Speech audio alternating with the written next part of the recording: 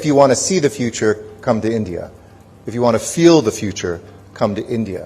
And if you want to work on the future, come to India. US के ambassador ने India को लेकर एक बहुत बड़ी स्टेटमेंट दी है।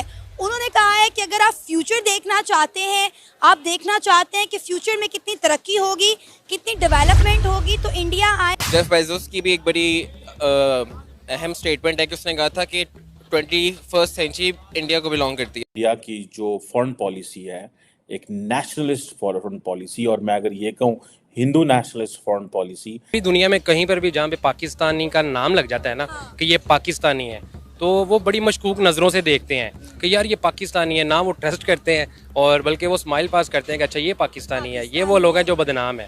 जय हिंद दोस्तों, स्वागत है एक और वीडियो में। मैं हूं शैलेश। दोस्तों, यूएस के एम्बेसडर ने एक बहुत ही बड़ा बयान दिया है। उन्होंने कहा है कि अगर आप फ्यूचर देखना चाहते हैं तो भारत आइए। फ्यूचर में कैसे डेवलपमेंट होगी, कैसे काम होगा, ये आपको भारत में आपको देखने को मिलेगा। तो चलिए वीडियो को देखते हैं, उसके बाद इसके बारे में बात करेंगे। चलिए वीडियो देखते हैं पहले। कि यूएस के एम्बेसडर ने बोला है कि अगर आप फ्यूचर देखना चाहते हैं, अगर आप ये देखना चाहते हैं कि फ्यूचर में कितनी डेवलपमेंट होगी, तो आप इंडिया आएँ।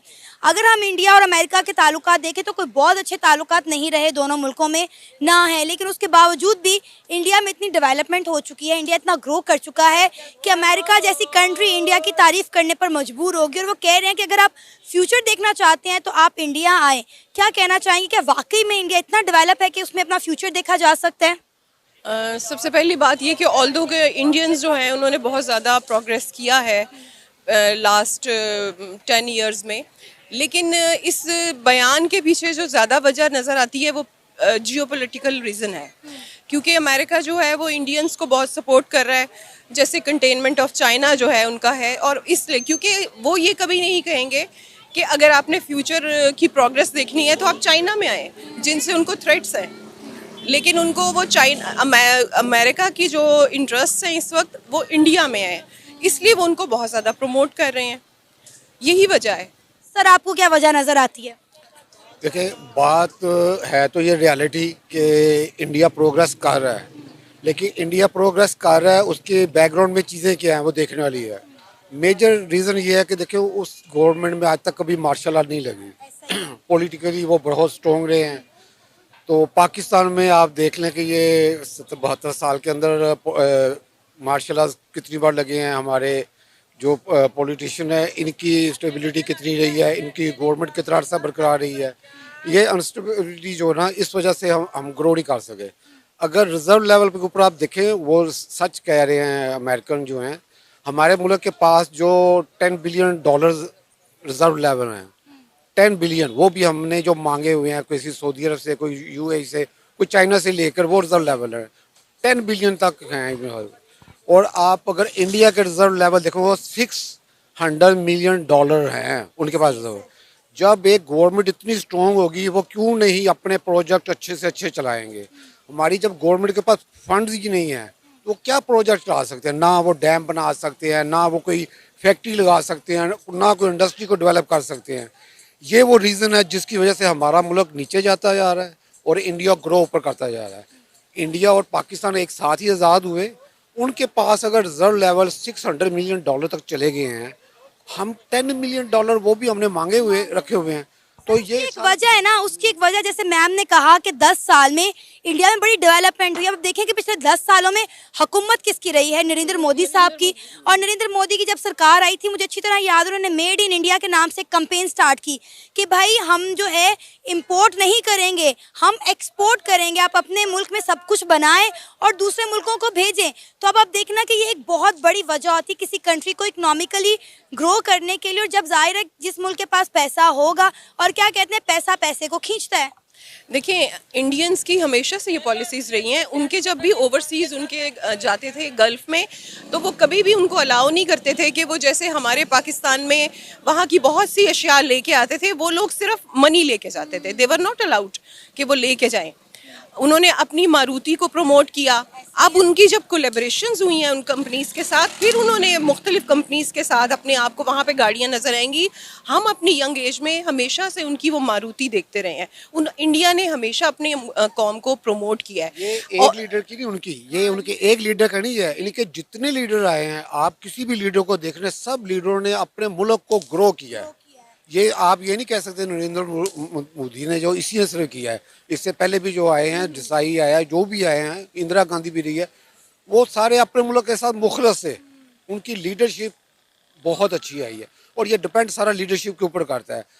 हमारी बदकिस्मती कह लें कि 70 सालों में हमारे पास कोई लीडरशिप अच्छी आई नहीं। अगर आई है तो उसको मौका नहीं मिला। सर हमने किसी को टेन्योर ही पूरा नहीं करने दिया, टांगे खींची जिसकी हुकूमत आई है 2.5, 3 साल, 4 साल। मेजर रीजन यही है कि स्टेबिलिटी कोई नहीं रही। कोई अगर अच्छा आदमी आया भी है उसको किसी ने सपोर्ट नहीं किया, जिसकी वजह से हमारा मुल्क आज नीचे है और इंडिया हमसे बहुत ऊपर है। अब देखिए मैडम बात कर रही है मारुति की, अब इंडिया में टेस्ला लॉन्च होने वाली है। अब 20 से 25 लाख में इंडियन जो है वो टेस्ला के मजे लूटेंगे। लेकिन उन्होंने अपनी पहले बेस जो है स्ट्रॉन्ग की है, फिर उसके बाद उन्होंने दुनिया को जो है दावत दी है कि वो आए, और क्योंकि उन्होंने पहले अपनी बुनियादें मजबूत की हैं। हमारे यहाँ पे जो पॉलिटिकल भी लीडरशिप आती है, ऑल्दो वो ये कहती है कि हमें टेन्योर पूरा नहीं करने दिया गया, लेकिन करप्शन जो है ना पाकिस्तान की सबसे बड़ी बुराई है। इंडिया को कहा है प्रोग्रेस देखनी है, तो ऑन द अदर हैंड वो हमारे उन्हीं करप्ट पॉलिटिशियंस को फैसिलिटेट कर रहे हैं। वो उन्हीं करप्ट पॉलिटिशियंस को हमारे ऊपर मुसल्लत कर रहे हैं। हमारे उन्हीं हुक्मरानों को, उन्हीं एस्टेब्लिशमेंट के लोगों को ज़बरदस्ती पाकिस्तान को एक फेक किस्म की डेमोक्रेसी को शो करने के लिए यूज़ कर रहे हैं। ये बहुत बड़ा कंट्रास्ट है। अब आप ये देखें ना कि हमारी कौम ये कहती हुई दिखाई देती है कि हम अमेरिका के गुलाम हैं, हम अभी तक गुलामी से नहीं निकले, लेकिन दूसरी तरफ अगर इंडिया को अमेरिका कुछ कहता है तो इंडिया ने साफ साफ मना करता है कि हम आपके इशारों पर नहीं नाच सकते। देखिए मैं आपको इस बात का जवाब दूं, मैं अमेरिका की गुलाम नहीं हूँ। हमारी कौम अमेरिका की गुलाम नहीं है। हमारे वो हुक्मरान, हमारा वो तबका जो मरात याफ्ता है, वो अमेरिका का गुलाम है। उनके स्टेक्स अमेरिका में है, यूरोप में है, मेरे नहीं है, आपके नहीं है। इसलिए हम अपने आप को अमेरिका का गुलाम कभी नहीं कहेंगे, ठीक है। अमेरिका के गुलाम वो लोग हैं जिनके उनके साथ इंटरेस्ट जुड़े हुए हैं, और उसी की वजह से वो अपने मुल्क को तबाही के किनारे पर लेकर आ गए हैं। अच्छा, अमेरिका के जो एम्बेसडर ने ये बात की है, आपको लगता है कि इंडिया में फ्यूचर देखा जा सकता है? इसमें कोई शक नहीं है कि वो इंडियन जो ना वो एक प्रोग्रेसिव लाइन के ऊपर चढ़ चुके हुए हैं। अभी हम उस लाइन पे आए ही नहीं है। मैंने जैसे कहा है कि गवर्नमेंट लेवल पे ऊपर आप देखेंगे तो सबसे स्ट्रॉन्ग इस वक्त इंडिया हमारे मुकाबले में बहुत स्ट्रॉन्ग है। जिसकी गवर्नमेंट स्ट्रॉन्ग होगी उनमें चांसेस बहुत ज़्यादा ग्रो होते हैं करने के, क्योंकि वो इंडस्ट्री भी लगा सकते हैं, वो अपनी फैक्ट्री भी लगा सकते हैं, वो डैम्स भी बना सकते हैं। ये कर रहे हैं। हाँ, हमारे तो जो अयूब के दौर में जो डैम बन गए ना, उसके बाद हमें किसी को भी इतनी हिम्मत नहीं हुई कि कोई डैम ही बना ले। तो दोस्तों पाकिस्तानी लोगों का रिएक्शन तो आपने देख लिया। कमेंट्स करके ज़रूर बताइएगा आप लोगों को वीडियो कैसा लगा। मिलते हैं अगले वीडियो में।